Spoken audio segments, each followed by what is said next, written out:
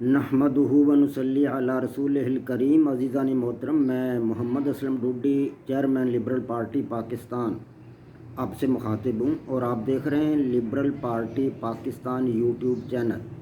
عزیزان محترم، آپ کو پتہ ہے کہ اس چینل کے توسط سے لبرل پارٹی پاکستان کا منشور آپ کے سامنے بیان کیا جاتا ہے، اور میں اسی مقصد کے لیے وقتاً فوقتاً آپ کے سامنے اپنے خیالات کا اظہار کرتا رہتا ہوں۔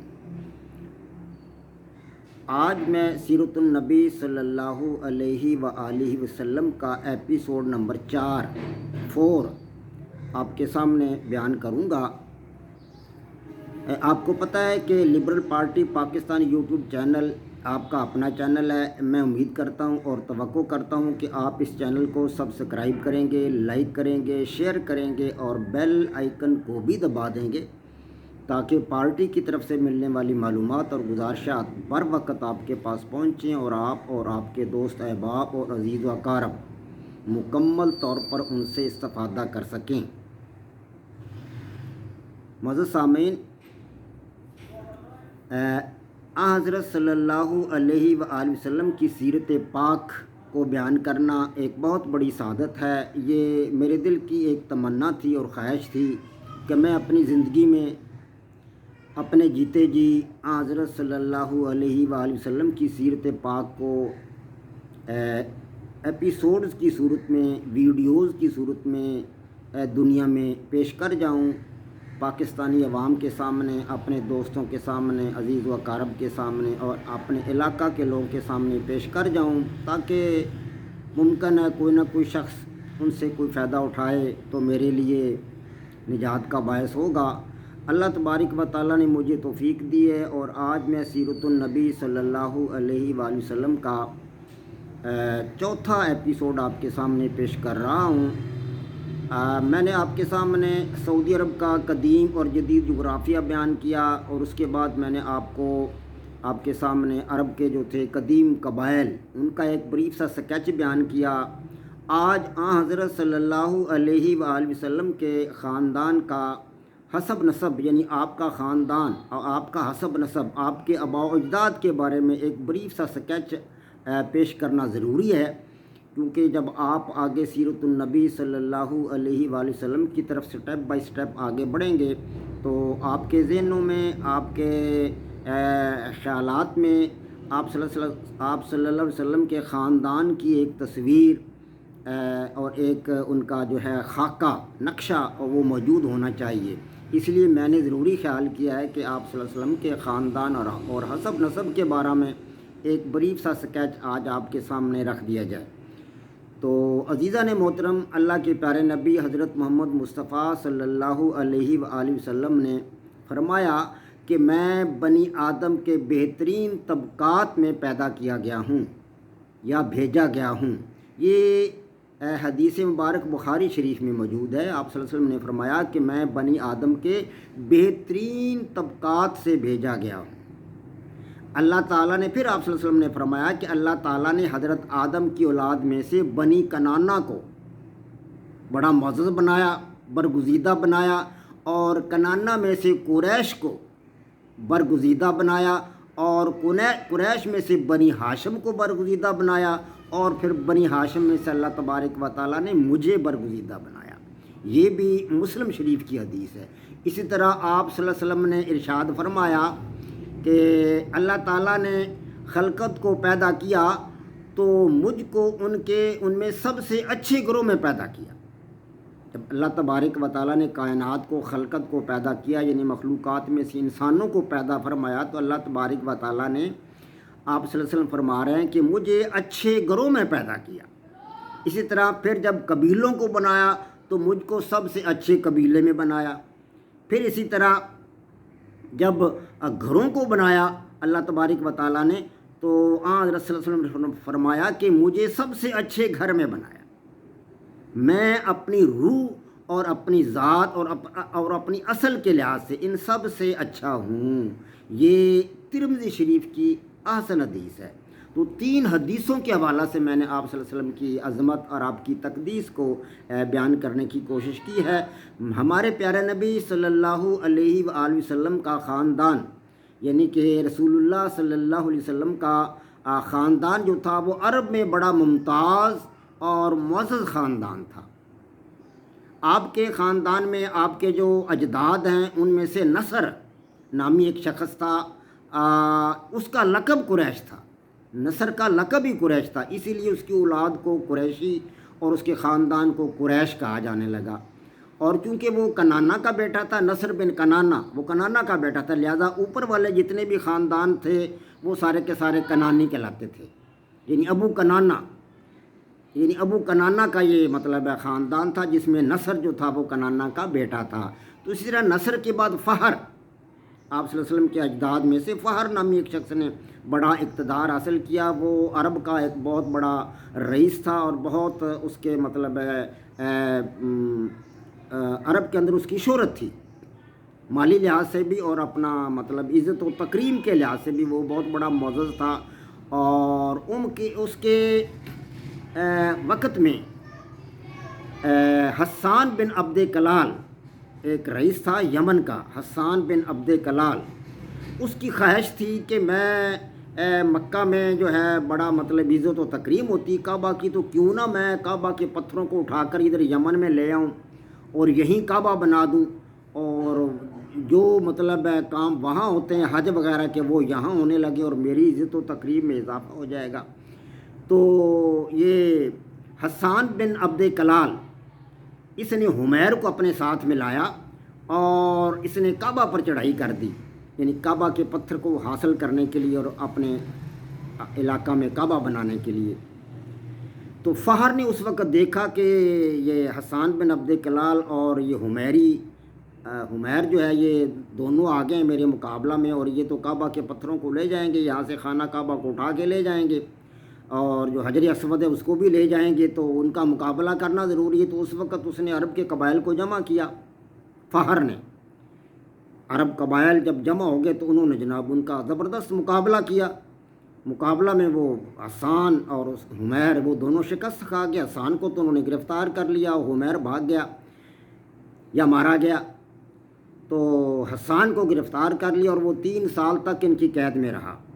حسان 3 سال کے بعد وہ فدیہ دے کر اس نے اپنی جان چھڑائی۔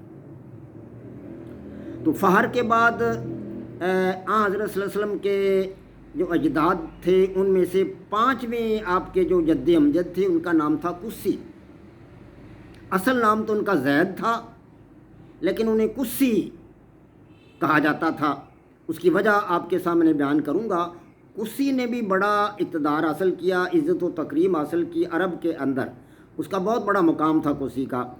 تو اس کے والد کا نام تھا کلاب، یعنی قسی بن کلاب۔ تو کلاب جب فوت ہوا تو اس نے مطلب اس کی جو بیوی تھی فاطمہ وہ بیچاری بیوہ ہو گئی۔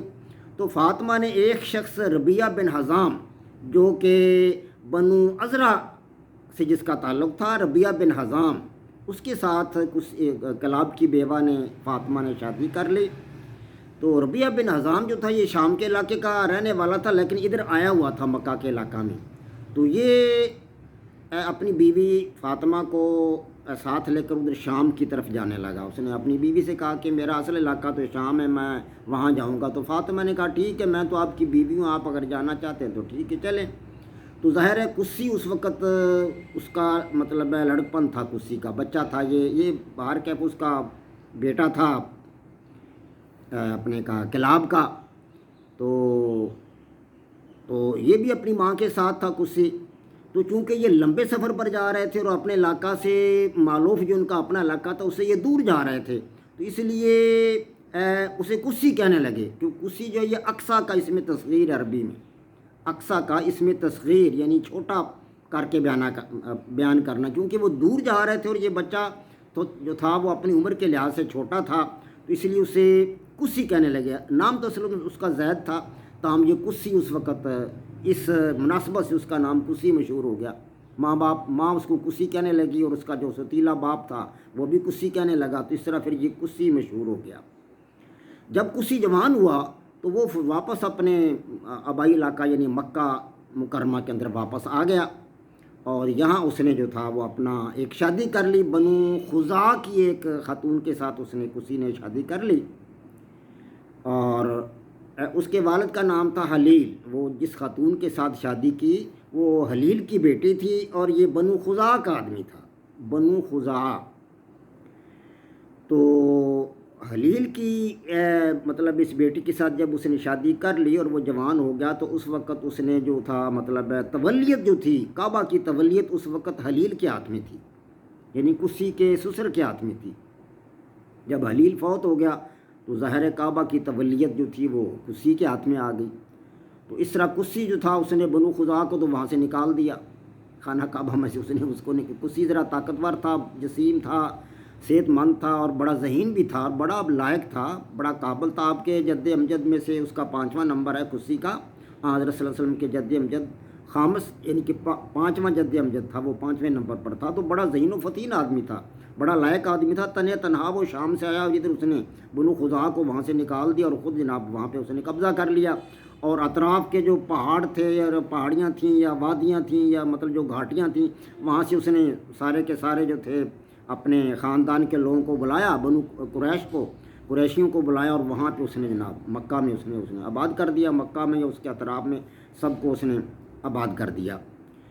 تو کسی کے بارے میں یہ لکھا ہوا ہے کتابوں میں کہ وہ بڑا ذہین آدمی تھا، بڑا لائق فائق تھا، چونکہ آپ صلی اللہ علیہ وسلم کا جد امجد تھا، تو ظاہر ہے آپ کو اللہ تبارک و تعالیٰ نے بہترین خاندان میں پیدا فرمایا، بہترین گھروں میں سے آپ کو بہترین گھر دیا، بہترین خاندانوں میں سے آپ صلی اللہ علیہ وسلم کو بہترین خاندان میں پیدا فرمایا۔ آپ کے جتنے بھی جد امجد ہیں سب کے سب لائق فائق اور ذہین و فتین افراد تھے اپنے علاقہ کے اور اپنے سماج کے۔ تو کسی نے بھی بڑے بڑے کارنامے انجام دیے۔ سب سے پہلے تو اس نے ایک کمیٹی گھر بنایا مکہ میں، دار الندوہ جسے کہتے ہیں، بعد ازاں بھی دار الندوہ چلتا رہا، حضرت صلی اللہ علیہ وسلم کے زمانہ بھی، آپ کی نبوت کے دوران بھی دار الندوہ جو تھا وہ چلتا رہا، اس کے بعد میں بھی چلتا رہا ہوگا۔ تو دار الندوہ یعنی کمیٹی گھر جس میں لوگ اکٹھے ہو کر آ کر بیٹھتے تھے، جیسے آج کل کمیونٹی ہال بنائے گئے ہیں، اس طرح کا دار الندوہ اس نے بنایا، کمیٹی گھر۔ تو جہاں پر ایک تو مہمات کے بارے میں مشورے ہوتے تھے کہ جنگ کدھر کرنی ہے، کیسے کرنی ہے، کون اس کا امیر ہوگا لشکر کا، جھنڈا کیسے بنانا ہے، جھنڈا کس قسم کا بنانا ہے، یہ سب کچھ وہاں مطلب لڑائی کے فیصلے وغیرہ ہوتے تھے وہاں پہ ہر قسم کے، اور نکاح وغیرہ بھی لڑکے لڑکیوں کا وہیں دار الندوہ میں بھی ہو جاتا تھا، اور اسی طرح اور دیگر جو وہ اہم نوعیت کے کام ہوتے تھے اجتماعی نوعیت کے، وہ سارے کے سارے کمیٹی گھر یعنی دار الندوہ میں انجام دیے جاتے تھے۔ تو اس طرح حرم کی جو رفادت تھی اور سقایت یعنی کہ پانی پلانے کا کام اور رفاع عامہ کے کام جو تھے وہ بھی کسی کے ہاتھ میں تھے۔ اس طرح کسی نے موسم حج میں قریش کو جمع کیا اور اس نے ایک تقریر کی عوام کے سامنے، تمام اہل قریش کے سامنے۔ اس نے کہا کہ اہل قریش، تم اللہ تبارک و تعالیٰ کے پڑوسی ہو، یعنی اللہ کے گھر کے پڑوسی ہو، یعنی کعبہ کے پڑوسی ہو، اور تم اس کے متولی بھی ہو، اس لیے حجاج کرام جو آتے ہیں نا اطراف کے علاقہ سے، وہ تمہارے مہمان ہوتے ہیں، اور ان کی خدمت کرنا عام مہمانوں کے مقابلہ میں ان کی زیادہ خدمت کرنا تم پر مستحق ہے، تم اس کے مستحق ہو، اور تم پر یہ حق ہے کہ تم ان کی زیادہ خدمت کرو، تم پر یہ واجب ہے۔ دوسرے عام مہمانوں کے مقابلہ میں حجاج کرام کی خدمت کرنا تم پر زیادہ واجب ہے، تم پر زیادہ ضروری ہے کہ تم ان کی زیادہ خدمت کرو۔ اس لیے حج کے لیے جو ہے نا، ان کی خدمت کے لیے جو مہمان آتے ہیں حج کرنے کے لیے، حاجی حضرات، ان کی خدمت کے لیے کچھ رقم مقرر کرو۔ تو اہل قریش نے سب نے مطلب متفقہ فیصلہ کیا اور ایک سالانہ رقم جو تھی وہ حج کے ایام کے لیے مقرر کی۔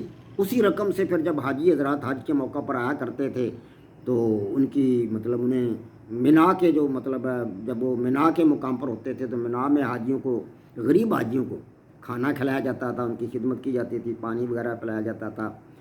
تو اس کے علاوہ کسی نے خانہ کعبہ کے جو صحن تھا وہاں اس نے کچھ چرمی حوض بنا کر رکھے، بڑے بڑے حوض، چرمی یعنی کہ چرم کے یعنی کہ اس کے چمڑے کے بڑے بڑے حوض بنا کر رکھے۔ ان حوضوں میں پانی اونٹوں پر لاد کر لایا جاتا تھا مکہ کے اطراف کے کنووں سے۔ ہاں جی، حوض مطلب جو مشکیں تھیں نا، مشکوں میں پانی بھر کر لایا جاتا تھا اونٹوں پر، اطراف سے ان حوضوں میں ڈالا جاتا تھا۔ وہ حوض جو تھے خانہ کعبہ کا جو صحن ہے، حرم کا جو صحن ہے مطلب حرم ہے وہ بھی، تو وہاں پر مطلب وہ جو چرمی حوض تھے ان کے اندر وہ پانی ڈالا جاتا تھا، اور حاجی حضرات وہ مطلب اس کو उससे पीते थे पानी, उनको सहूलत हो जाती थी पानी पीने की, वरना जब पानी का इंतज़ाम नहीं था तो बड़ी दिक्कत होती थी। तो ये शिकायत का शोबा जो था ये भी कुसी के पास था। इसी तरह कुसी के पास हजाबत का शोबा भी था, यानी काबा की कलीद बरदारी भी उसके हाथ में थी, चाबी वगैरह उसके हाथ में होती थी, वही उसको खोलता था काबा शरीफ को और वही उसको बंद करता था। तो तवलियत उसके हाथ में थी। और इसी तरह लवा यानी अलम बंदी, अलम किसी को देना, यानी किसी को सपा सलार मुकर्रर करना, या मेमना पर मैसरा पर उसने लश्कर का मतलब सरबराह मुकर्रर करना होता, या कलम में किसी को सरबराह मुकर्रर। आम तौर पर तो लश्कर की क़यादत वो खुद करता था, कुस्सी, हाँ जी, वो खुद लश्कर की क़यादत करता था। ताहम मेमना मैसरा पर या मतलब जहाँ भी कोई ज़रूरत होती थी किसी को लश्कर का वो मतलब अमीर मुकर्रर करना होता था तो अलम बरदारी कुसी के हाथ में थी, वो खुद उसको अलम दिया करता था। जब किसी को सिपा सलार मुकर्रर करता तो वो खुद अलम उसको दिया करता था। इसी तरह क़यादत वो भी उसके अपने हाथ में थी, यानी कि लश्कर की क़यादत वो खुद किया करता था। जितनी भी जंगें हुई आम तौर पर क़यादत कुसी ने की है। तो कुसी ही वो पहला मतलब शख्स था जिसने सबसे पहले मिना के अंदर मुज़दलिफ़ा के अंदर रोशनी की, ताकि मिना से मुज़दलिफ़ा जो है बासानी नज़र आ जाए। तो कुसी के बड़े बड़े कारनामे हैं, जंगों में उसने बड़े मतलब कारनामे दिखाए, और जो थे मुखालफीन बाद लोग आए और भी लोग आए जो खाना काबा को मतलब गिराना चाहते थे और उन पर कब्ज़ा करना चाहते थे। देखते थे ना अतराफ़ के मतलब अरब कबाइल के अहले कुरैश की तो बड़ी इज़्ज़त व तकरीम है दुनिया में, और उनका बड़ा मुकाम है, उनके मतलब खुदा का घर है, उनके पास खाना काबा है। तो इस जैसा खाना काबा जो है वो हम भी बनाएं। तो जैसा ये हसन बिन अब्द कलाल ने कोशिश की थी, तो इस तरह और भी कई लोगों ने कोशिश की। हाँ, हज़रत सल्लल्लाहु अलैहि वसल्लम की पैदाइश मुबारक से पहले भी अबरहा आया, हाथियों का लश्कर लेकर आया, वो आगे हालात आएंगे तो मैं आपके सामने बयान करूँगा। तो कुसी ने बड़े बड़े कारनामे अंजाम दिए। आपके जो जद्द अमजद जितने भी हैं उनमें से कुसी का जो है नाम बड़ा मुअज़्ज़ज़ और बड़ा मुकर्रम नाम है, और इसके कारनामे किताबों में बड़े दर्ज हैं। तो अल्लाह तबारक व तआला हमें नेक काम करने की तौफीक अता फरमाए, और ये चीज़ें जो है इन पे मतलब अमल पैरा होने और उनको ज़हन नशीन रखने की तौफीक अता फरमाए। ये हज़रत सल्लल्लाहु अलैहि वसल्लम के जद्द अमजद जितने भी हैं उनके कारनामों की एक तफसील है, और आपके ख़ानदान की एक ब्रीफ सा स्केच है जिसमें मैंने आपको 4-5 ऐसे अफराद के मतलब हालात व वाक़यात बताए हैं जो आप सल्लल्लाहु अलैहि वसल्लम के जद्द अमजद में शुमार होते हैं। वमा अलीना इल्लल बलाग, पाक फ़ौज जिंदाबाद, पाकिस्तान पाइंदाबाद।